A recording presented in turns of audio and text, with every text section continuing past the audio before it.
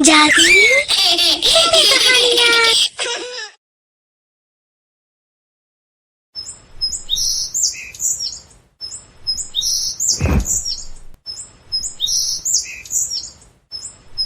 माँ, आपके पाँव से खून निकल रहा है। आप बाहर क्यों गई? मुझे कह देती, मैं तालाब से पानी लेकर आती। चलो, आपको मैं घर छोड़ देती हूँ। मैं बिल्कुल ठीक हूँ बेटी, मेरी चिंता मत कर। नहीं माँ, आप चलो। राधा अपनी माँ को घर ले जाकर पट्टी कर देती है और कहती है, माँ, अब आप यहाँ से बिल्कुल नहीं हिलेंगी। आप यहाँ बैठिए, मैं तालाब से पानी भर कर लाती हूँ। राधा तालाब से पानी भरने चली जाती है और जैसे ही पानी भरकर घर लौट रही होती है तभी उसे आवाज़ सुनाई देती है, बचाओ, कोई मुझे बचाओ, मैं मुसीबत में हूँ। लगता है कोई मुझे मदद के लिए पुकार रहा है। मैं जाकर देखती हूँ। राधा आगे जाकर देखती है, वहाँ उसे एक घायल बतख दिखती है। ओह, प्यारी सी बतख। अरे, तुम्हें तो चोट लगी है। रुको, मैं तुम्हारी मदद करती हूँ। राधा उस बतख के ऊपर पानी की कुछ बूंदें डालती है जिससे बतख को होश आता है और फिर बतख को अपने घर ले जाती है। हाथ में मटके की जगह बतख को देखकर माया कहती है, अरे राधा, तू पानी नहीं लाई और ये बतख को लेकर आई? माँ, बतख की हालत ठीक नहीं थी तो मैं इसे घर लाई। वो तो ठीक है बेटी, पर घर में एक बूंद पीने का पानी नहीं है। अब क्या होगा? तुझे दोबारा जाना पड़ेगा ना बेटा। कोई बात नहीं माँ, मैं चली जाती हूँ। जैसे ही राधा मटका लेकर जाती है तो माया हैरानी से आवाज़ देकर राधा को रोकती है। राधा बेटी रुक जा। क्या हुआ माँ? बेटी वो देख, 2 मटके पानी से भरे हैं। अरे हाँ, पर ये लाया कौन है? मैं तो नहीं लाई। वही तो मैं भी सोच रही हूँ, पर छोड़, अब मत जा। फिर माया जैसे ही पानी के लिए उठती है तो उसके पैर में दर्द होने लगता है। आ, मेरा पैर, आ, मेरा मेरा पैर। अरे माँ, आप क्यों उठी? मैं आपको पानी दे देती। राधा अपनी माँ को पानी दे देती है और साथ ही उस बतख का भी बहुत ख्याल रखती है। रात के समय वो बतख के सर पर हाथ रखकर कहती है, प्यारी सी बतख, अब तुम ठीक हो ना? ये लो, कुछ खा लो।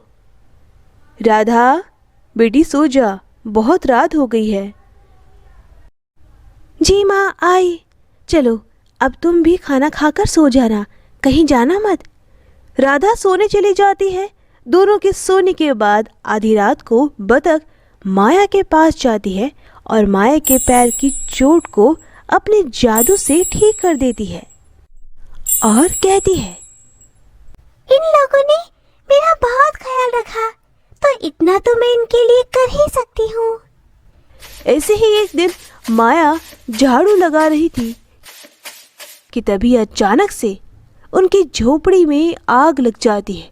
तभी माया चिल्ला चिल्ला कर सबसे मदद मांगती है, लेकिन कोई भी मदद के लिए नहीं आता। अरे अरे, ये क्या हो गया? आग लग गई। राधा बेटी, जल्दी उठ जा, जल्दी उठ जा बेटी, आग लग गई। माया राधा को बाहर ले जाती है और कहती है, भगवान का शुक्र है कि मेरी बेटी बच गई, लेकिन हमारा पूरा घर जल गया।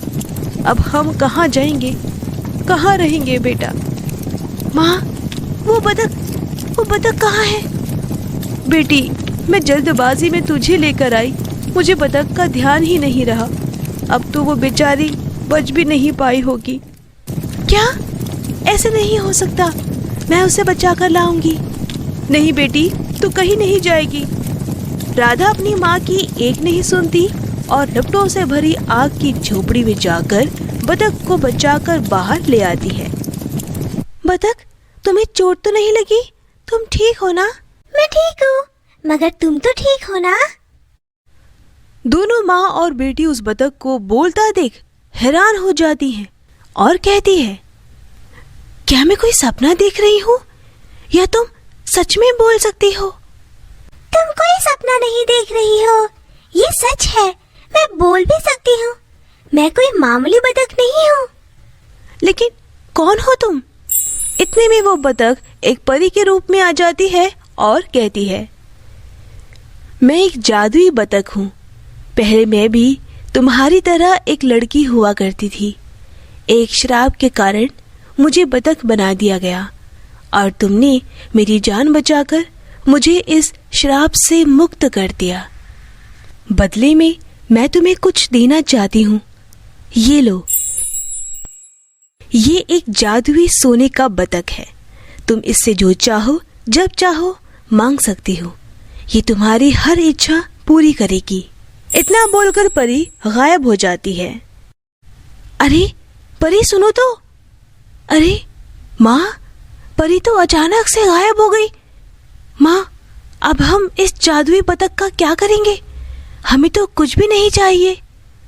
बेटा, हमें चाहिए तो कुछ भी नहीं, पर हमारे पास घर नहीं है। हम कहाँ रहेंगे? इस जादुई सोने की बतख से घर मांगकर देखना बेटा। ठीक है माँ। हे जादुई सोने की बतख, हमें रहने के लिए एक घर दे दो। राधा के इतना कहते ही जादुई सोने का बतख एक विशाल जादुई बतख घर बन जाता है। दोनों माँ बेटी बहुत हैरान हो जाती है। फिर दोनों अंदर जाती है। माँ देखो, ये घर कितना सुंदर है। हाँ बेटा, देख, तेरी अच्छाई से हमें एक नया और बढ़िया घर मिल गया। लेकिन मुझे अब भूख लग रही है। इस बतख से थोड़े पैसे मांग कर देखे। अरे माँ, पैसे क्यों मांगने, खाना ही मांग लेते हैं। हे जादुई बतख, हमें अच्छा सा खाना चाहिए। राधा के इतना कहते ही जादू से स्वादिष्ट स्वादिष्ट खाना आ जाता है। धीरे धीरे पूरे गांव में ये बात फैल जाती है कि राधा के पास एक विशाल जादुई सोने का बतख है, जिससे सुनकर दो चोर रात को चोरी करने आते हैं। तभी राधा की नींद खुलती है और वो खिड़की के पास जाकर खड़ी हो जाती है। तभी वो उन दो चोर को देख लेती है। हे भगवान, जादुई बतख, ये दो चोर हमारे घर में चोरी करने आ रहे हैं, इन्हें मारो। फिर बतख उन दोनों को मारता है और दूर फेंक देता है। इसके बाद राधा उस जादुई बतख घर को धन्यवाद कहती है और उस जादुई विशाल घर के अंदर हंसी खुशी रहने लगती है। तो दोस्तों, अगर आपको हमारी कहानी पसंद आई हो तो इसे लाइक करना और शेयर करना और हमारे चैनल को सब्सक्राइब करना मत भूलना।